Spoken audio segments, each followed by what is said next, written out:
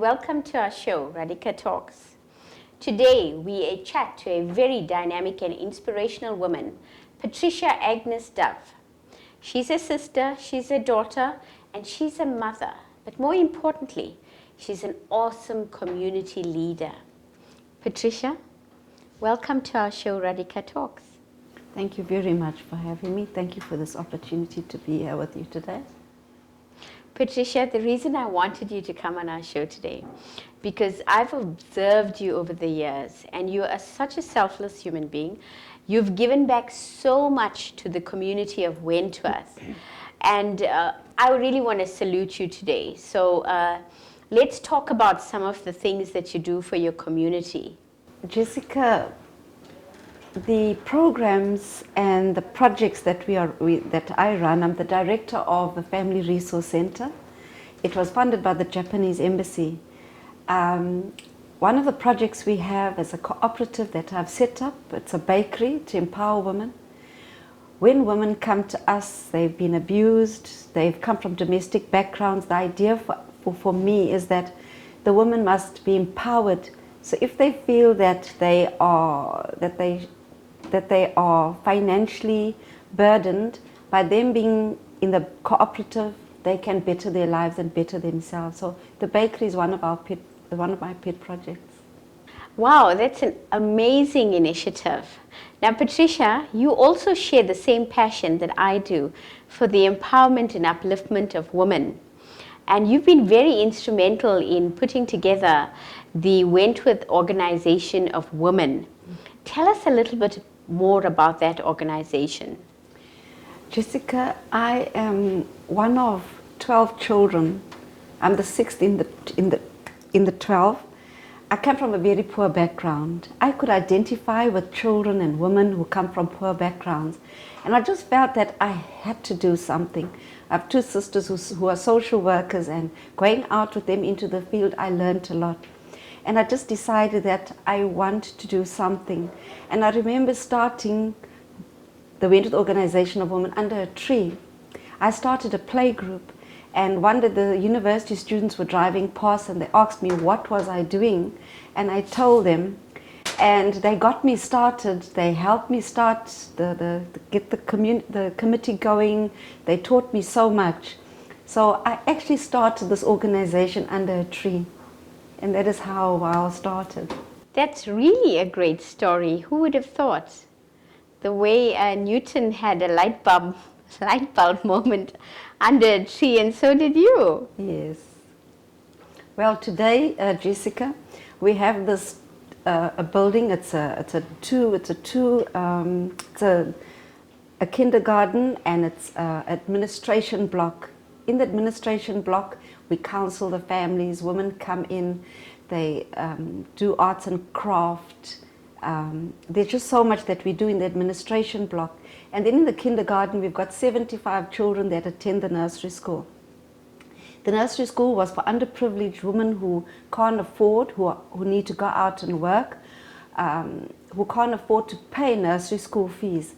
And they bring their children there and they benefit from the service. So the nursery school, the kindergarten is going very well. In the admin block, that is all happening, the bakery.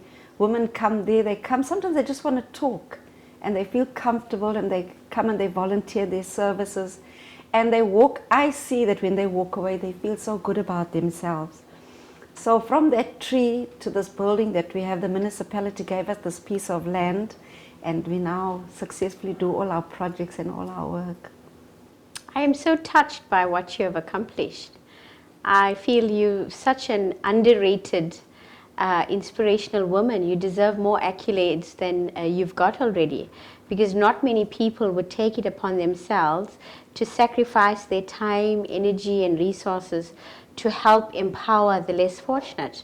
And you are such a fine example of what it is to be so selfless, Agnes. So we salute you here at Radhika Talks. Thank you very much, Jessica. Thank you.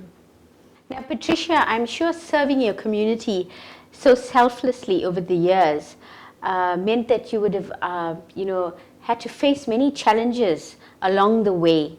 Take us through some of the challenges that you would have faced in your journey thus far.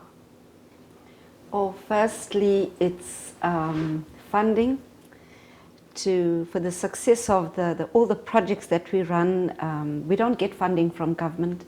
We look after ourselves. We hire out our venue, and the kindergarten that we run, there's a bit of income that comes from there. So funding is the biggest challenge. And then in the community, you have the community, sometimes they ridicule you for your work and they say you're not doing it right, or if they don't get something from you, they'll complain. So there are a lot of challenges around community itself. But I would say that the bulk of the good work, it overshadows those issues. Right now, the biggest challenge for me is the children. The children that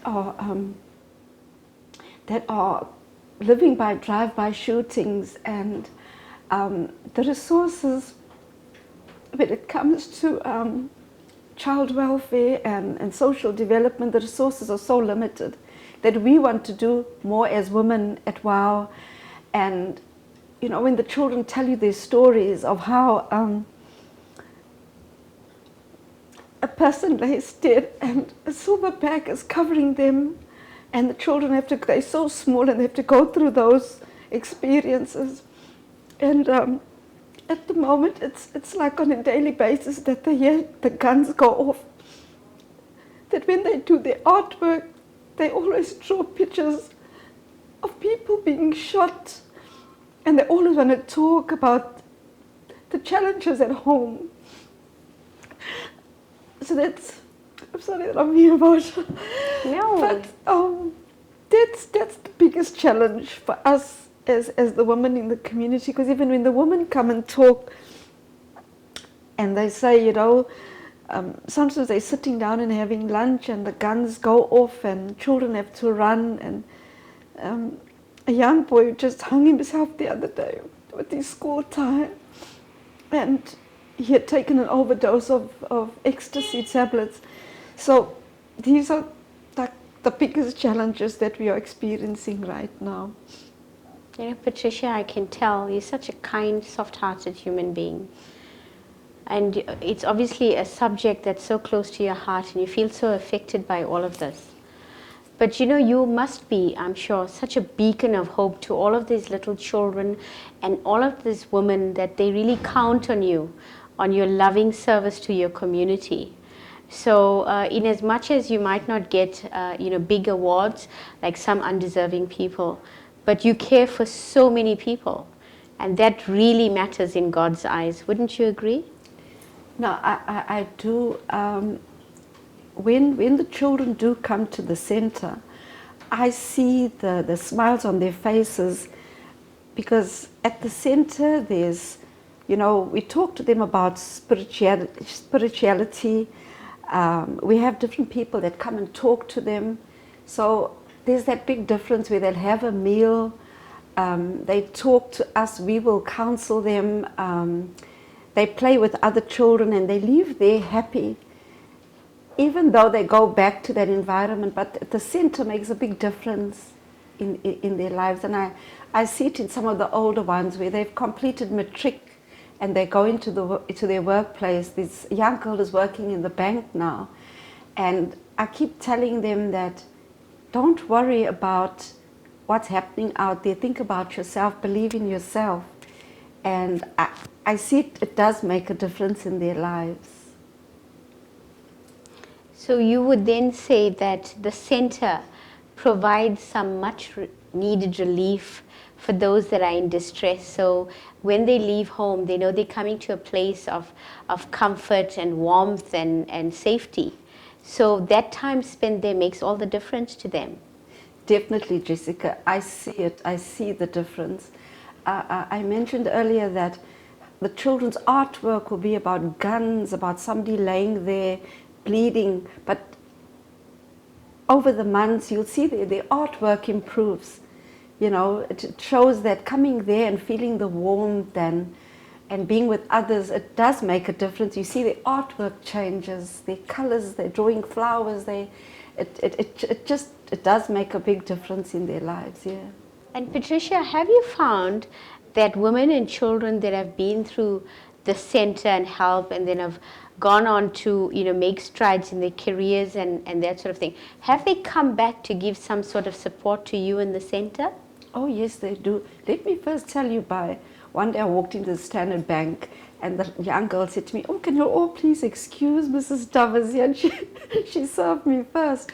But coming back to the center, they always come back and they offer. When we have our awareness programs, we invite them to talk.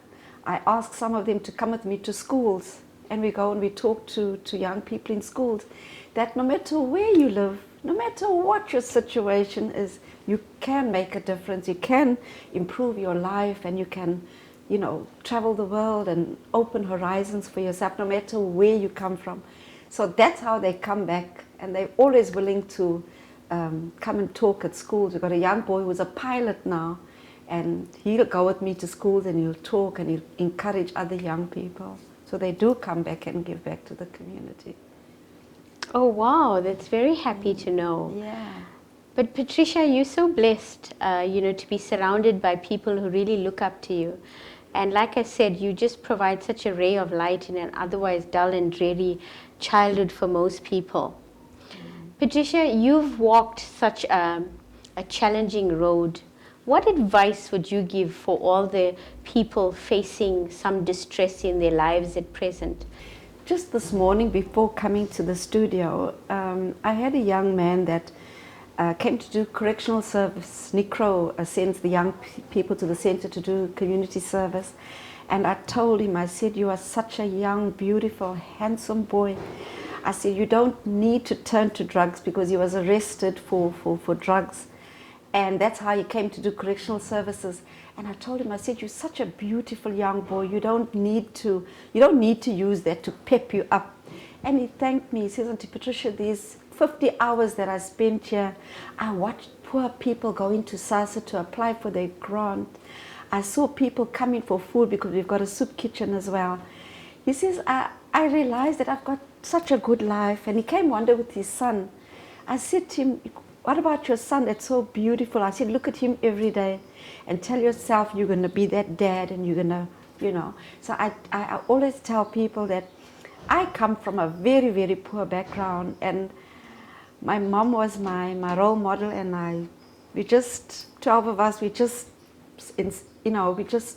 overcame so much growing up in a 2-bedroom house.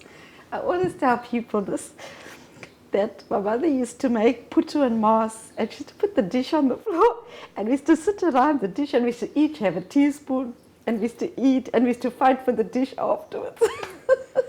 That is such an endearing story. So, Patricia, thank you. You really are an inspirational woman. Having you today has been a real blessing to us. We hope we can all follow in your footsteps to be as selfless and as serving as you are. You must be one of God's angels to have been sent to all of these challenged women and these really challenged children.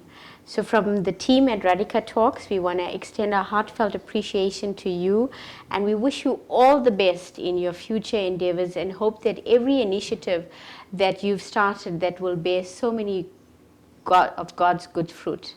Thank you very much for being on our show. Thank you, Jessica. Thank you very much for having me. You and the team, thank you very much. Thank you.